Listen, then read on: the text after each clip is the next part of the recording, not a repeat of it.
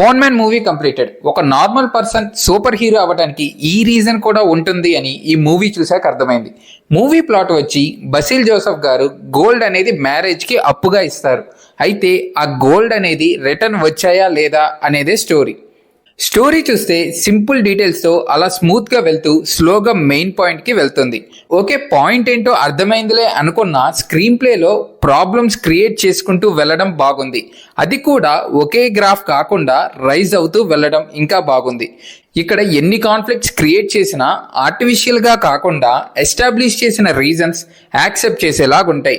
And అసలు ఎలా తీసుకెళ్తాడు అనే పాయింట్తో మూవీ అంతా ఇంట్రెస్టింగ్గా ఉంటుంది. అండ్ ఇప్పుడు క్యారెక్టర్స్ చూస్తే యాక్టింగ్ కన్నా ప్రతి ఒక్క రోల్ క్యారెక్టర్ ఎలాంటిది అనేది బాగా రాశారు. అండ్ బసిల్ జోసెఫ్ గారి రోల్ సిచ్యువేషన్స్కి మీకు సంబంధం లేకుండా ఉంటాయి, బట్ దానికోసం రాసిన బ్యాక్ స్టోరీ వల్ల సిచ్యువేషన్స్ మీ ముందు చాలా చిన్నగా అనిపిస్తాయి. Remaining characters Sajin Gopu last time Aavesham మూవీలో చూసాం. ఈ మూవీలో కంప్లీట్ సీరియస్ మోడ్లో 100% జస్టిఫై చేశారు. అలాగే ఆనంద్ మన్మథన్ గారు మీ సీన్స్లో ఫస్ట్ అండ్ లాస్ట్ని బ్యాలెన్స్ చేయడం బాగుంది. మూవీలో కొన్ని పాయింట్స్ కొత్తగా అనిపించింది గోల్డ్కి సంబంధించి. అండ్ అలాగే ఫ్యాక్ట్స్ ఏదైతే మాట్లాడారో అది నచ్చింది. ఓవరాల్గా మూవీ బాగుంది.